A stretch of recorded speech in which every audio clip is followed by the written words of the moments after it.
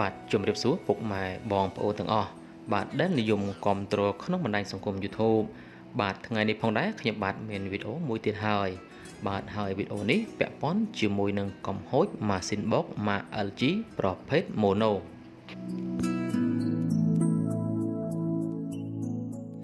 បាទហើយម៉ាស៊ីនបោកម៉ាក LG ប្រភេទ Mono មួយនេះបាទគឺវាមានកំហូចត្រង់ថា វា error code PE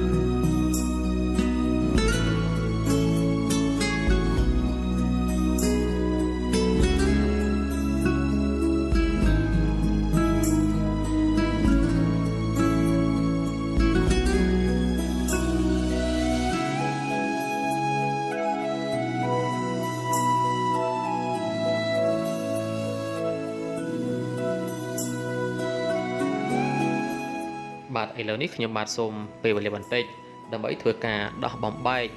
នៅម៉ាស៊ីនបោកម៉ាក LG នេះដើម្បីយើងធ្វើការជួសជុលវាបាទសូមតាមដានទស្សនាទាំងអស់គ្នា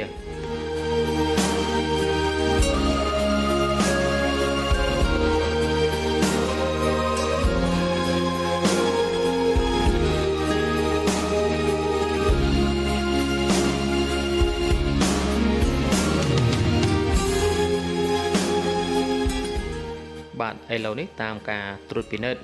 ឃើញថាខ្សែរបស់ពងទឹកបាទគឺត្រូវបានសាត់កណ្ដោកាត់បាទខ្ញុំបាទសូមជម្រាបផងដែរថាចំពោះម៉ាស៊ីនបោកម៉ាក LG បាទដែលវា error code PE នោះបាទគឺភាគច្រើនខូចពងទឹកបាទ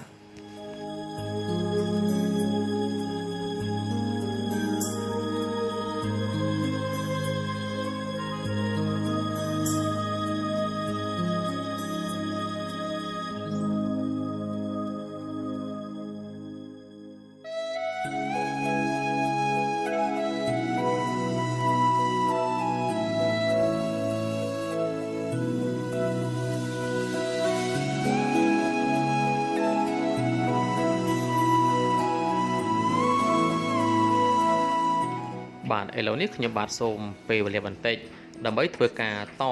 បាទនៅខ្សែពងទឹកនេះឡើងវិញបាទសូមតាមដានទស្សនាទាំងអស់គ្នា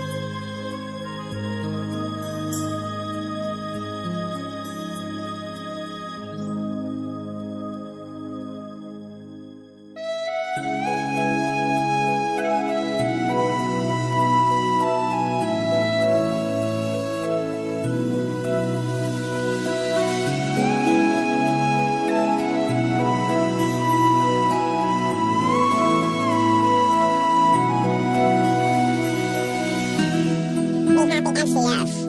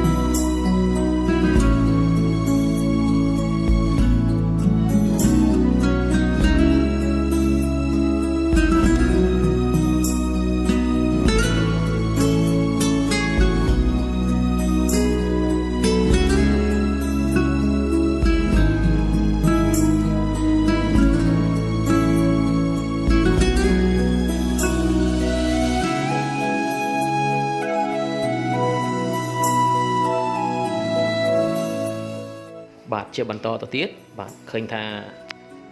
ការតខ្សែពងទឹកនេះបាទគឺបានរួចរាល់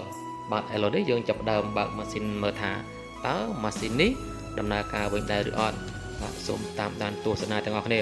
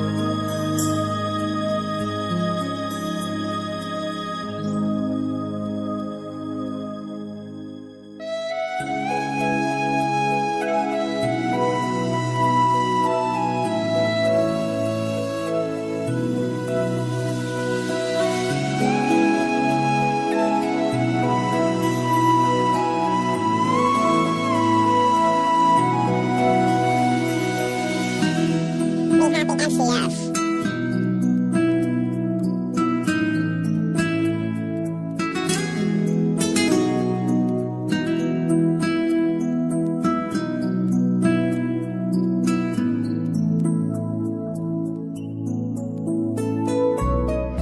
បាទឥឡូវនេះឃើញថាម៉ាស៊ីនបោកម៉ាក LG នេះបាទគឺដំណើរការវិញហើយបាទហើយជាចុងក្រោយខ្ញុំបាទសូមខន្តីអភ័យទោសពីសំណាក់ពុកម៉ែបងប្អូនទាំងអស់ដែលតែងតែនិយមគាំទ្រក្នុងបណ្ដាញសង្គម YouTube បាទបើសិនជាខ្ញុំបាទខុសឆ្គងនៅប្រការណាមួយបាទសូមពុកម៉ែបងប្អូនទាំងអស់មេត្តាខន្តីអភ័យទោសដល់រូបខ្ញុំបាទផងបាទសូមអរគុណសូមជម្រាបលាបាយបាយ